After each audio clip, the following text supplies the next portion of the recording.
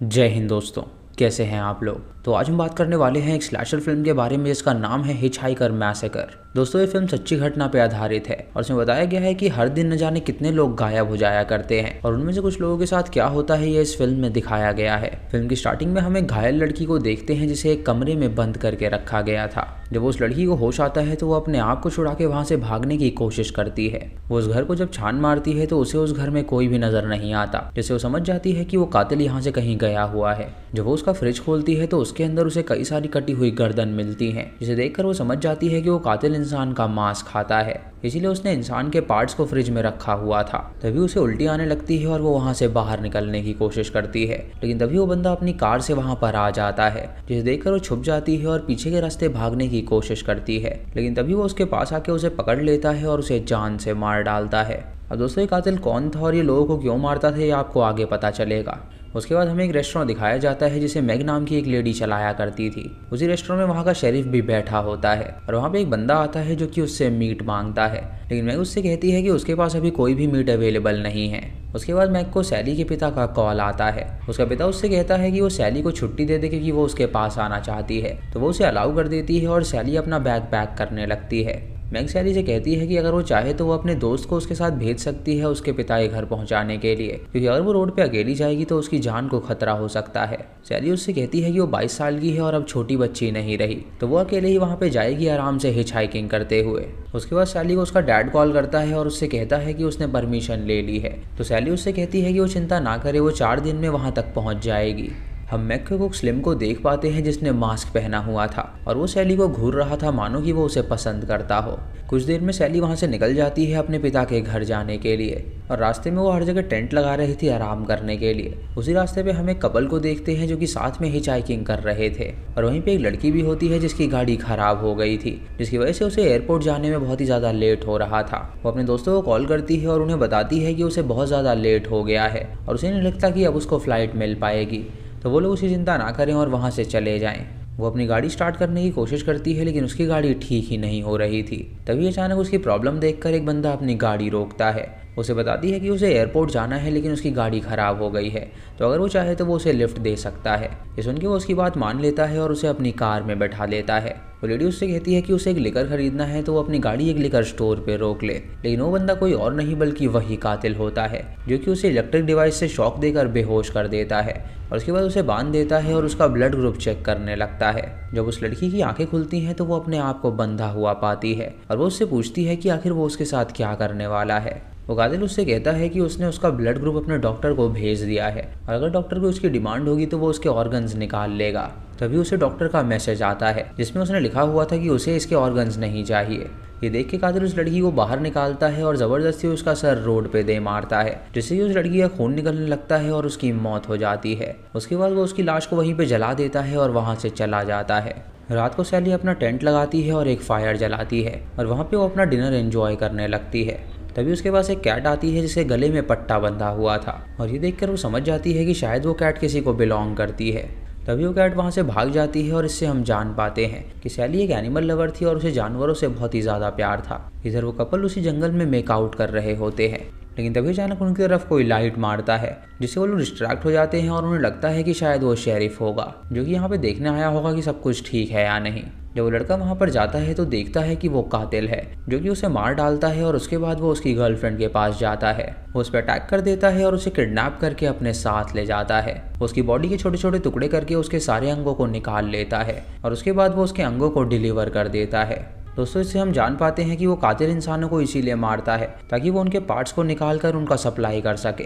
इधर शेरिफ काफ़ी परेशान हो जाता है क्योंकि उस शहर में कई सारी लड़कियों के गुम होने की रिपोर्ट आ चुकी थी। वो इस केस की छानबीन में लग जाता है ताकि वो कातिल तक पहुंच सके।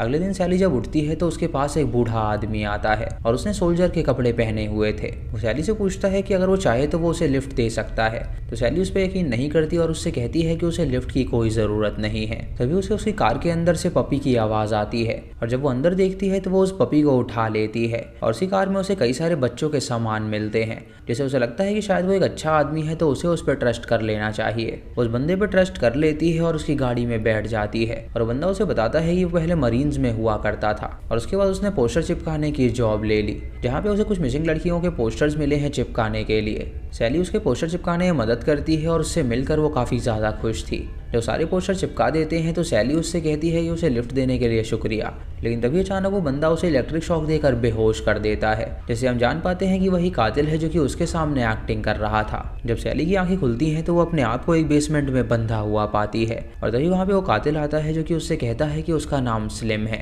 और उसकी बॉडी उसे अच्छी लगी, इसीलिए उसने उसे किडनैप कर लिया। सैली उससे पूछती है कि आखिर उससे उसे क्या चाहिए, तो वो उससे कहता है कि थोड़ी देर में उसे सब कुछ पता चल जाएगा। तभी सैली वहाँ पे ढेर सारे बर्फ देखती है और उसके ऊपर बॉडी पार्ट्स पड़े हुए थे। उससे पूछती है कि आखिर ये सब क्या है, तो वो उसे बताता है कि वो दरअसल लोगों को मारता है उनके ऑर्गन्स को बेचने के लिए, और जब वो ऑर्गन्स नहीं बिकते तो वो इंसान के मांस को खा जाता है। इसीलिए उसने इतनी सारी बर्फ रखी हुई है ताकि वो मीट स्पॉइल ना हो। ये सुन के सैली घबरा जाती है और वो जान चुकी थी कि उसकी मौत भी निश्चित है। वो बंदा सैली से कहता है कि बहुत जल्द उसकी बारी आने वाली है, लेकिन पहले उसके पास और भी लड़की है जिसे उसे ठिकाने पहुंचाना है। तभी उसे डॉक्टर का कॉल आता है जो कि उससे पूछता है कि उसके पास कौन से ब्लड अवेलेबल हैं। तो वो उसे बताता है कि उसके पास O पॉजिटिव और A पॉजिटिव ब्लड अवेलेबल हैं। इधर एंजेला नाम की एक लड़की उस शहर से गायब हो गई थी जो कि अपनी बेटी को पार्क में घुमाने के लिए लाई थी, लेकिन उस कातिल ने उसे ही किडनैप कर लिया था। और शरीफ जब वहाँ पे पहुंचा और उसकी बेटी से पूछताछ करी तो उसकी बेटी ने शरीफ को सारी बात बताई। शरीफ इस केस में लग जाता है और छानबीन करने लगता है। वो कई सारे रिलेटिव से पूछता है लेकिन उसे पता चलता है कि एंजेला कहीं पर भी नहीं गई है, जिससे साफ था कि उस कातिल ने ही उसे पकड़ा हुआ है। तभी उसे उसकी टीम के द्वारा पता चलता है कि उन्हें एक और लाश मिली है जो कि पूरी तरह जली हुई है और ये भी उसी कातिल का काम हो सकता है। इधर स्लिम फिर से सैली के पास आता है और उससे पूछता है कि आखिर वो क्या काम करती है। फिर उसके पास गिटार है और महंगे जूते भी हैं। सैली उसे बताती है कि वो एक रेस्टोरेंट में वेट्रेस का काम किया करती थी और ये जो गिटार है उसे किसी कस्टमर ने गिफ्ट दिया था।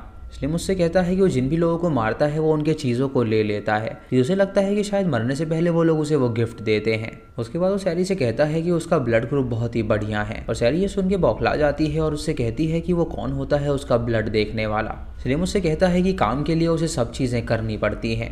तभी वो सैली के सामने से एक पर्दा हटाता है और सैली देखती है कि वहाँ पे एंजेला जख्मी हालत में पड़ी हुई है। सैली उससे कहती है कि वो उस लेडी को ना मारे बल्कि उसके बच्चे के पास उसे भेज दे, लेकिन कातिल उससे कहता है कि उसका एक काम है तो उसे मारना ही होगा। तभी एंजेला उससे कहती है कि उसे उसकी बेटी के पास जाना है। ये सुन के वो कातिल उससे कहता है कि उसकी बेटी बिल्कुल सही सलामत है और उसके बाद वो पेपर कटर ला के उसका पेट फाड़ देता है और उसके अंदर से वो सारे पार्ट्स को निकालने लगता है। तभी सैली देखती है कि उसके हाथ की रस्सी लूज हो गई है और वो अपने आप को छुड़ा लेती है और उस कातिल पे हमला करके वहां से भाग निकलती है। ये देख के उस कातिल को गुस्सा आता है और वो उसका पीछा करने लगता है। वो पूरे दिन सैली को ढूंढता रहता है लेकिन सैली उसे कहीं पर भी नहीं मिलती। सैली को भागते हुए रात हो जाती है और उसी जंगल में हमें वुडी नाम का एक बंदा दिखाया जाता है जिसका हाल ही में डाइवोर्स हुआ था और उसकी बीवी ने उससे सब कुछ छीन लिया था, जिसकी वजह से वो बहुत ज़्यादा गुस्से में था। इसीलिए वो यहाँ पर आया था वेकेशन मनाने के लिए। इधर शरीफ उस केस के बारे में इन्वेस्टिगेट कर रहा होता है और उसे पता चलता है कि वो जो भी कातिल है वो ऑर्गन्स को सप्लाई करता है, तभी वो इतने सारे लोगों को मार रहा है। इधर वो कातिल अपने घर में होता है जहाँ पे वो अपना एक बॉक्स खोलता है और हम देख पाते हैं कि उस कातिल ने इंसान के अंगों से कई सारी ज्वेलरीज बना रखी हैं, यानी कि वो किसी भी अंग को ज़ाया जाने नहीं देता है बल्कि वो उसका एक सामान बना देता है।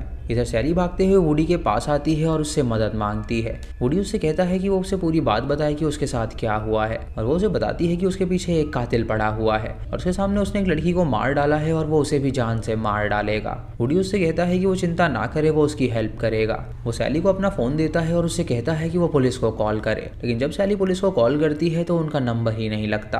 वुडी उसे बैठाता है और उससे कहता है कि अंधेरे में वहाँ पे जाना ठीक नहीं रहेगा, तो उन्हें सुबह होने का इंतजार करना पड़ेगा ताकि वो उजाले में पुलिस स्टेशन पहुंच सके। सैली उसकी बात मान लेती है और वो उसे टेंट में सुला देता है। अगली सुबह सैली की जब आंखें खुलती हैं तो वो बहुत ज़्यादा डरी हुई थी। वुडी उसे संभालता है और उससे कहता है कि अब उन्हें पुलिस स्टेशन के लिए निकलना होगा, लेकिन तभी वहाँ पे वो कातिल आ जाता है जो कि वुडी के हाथ काट देता है और उसके बाद वो उस पर बुरी तरह हमला कर देता है जिससे वुडी की मौत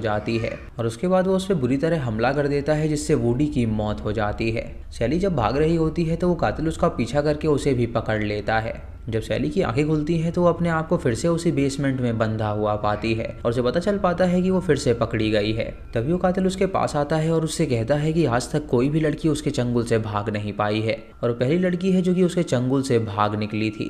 सैली उससे पूछती है कि आखिर उसे ये सब करके क्या मिलता है, तो कातिल उसे बताता है कि उसे ढेर सारे पैसे मिलते हैं जिसकी मार्केट में बहुत ज्यादा डिमांड है क्योंकि उसे खाने से लोग जवान दिखने लगते हैं। सैली उससे कहती है कि उसे वॉशरूम जाना है, तो वो उसके हाथ पैर खोल देता है और उसे बाहर कर देता है और वो उसे बताता है कि वो भागने की कोशिश हरगिज ना करे। उसके बाद वो कातिल बेसमेंट में जाके सैली का पर्स देखने लगता है और उसके अंदर उसे एक प्रेगनेंसी टेस्ट मिलता है जिसमें पॉजिटिव आया होता है और वो देखकर वो समझ जाता है कि सैली प्रेग्नेंट है। ये देखकर वो तुरंत बाहर जाता है और सैली को जान से मार डालता है। फिर हमें अगले दिन की कहानी दिखाई जाती है जहां हम शेरिफ को देखते हैं जो फिर से उसी रेस्टोरेंट में आया था खाने के लिए और इस बार वो कॉफी नहीं बल्कि मीट को ऑर्डर करता है। उस रेस्टोरेंट के किचन में हम उस कातिल को देख पाते हैं और हम जान पाते हैं कि वो वही बंदा है जो कि सैली के साथ काम करता था। उसने सैली की लाश को लटका रखा था और उसके पेट से बच्चा निकाल लिया था जिसका मांस अब वो अपने कस्टमर्स को सर्व करने वाला था।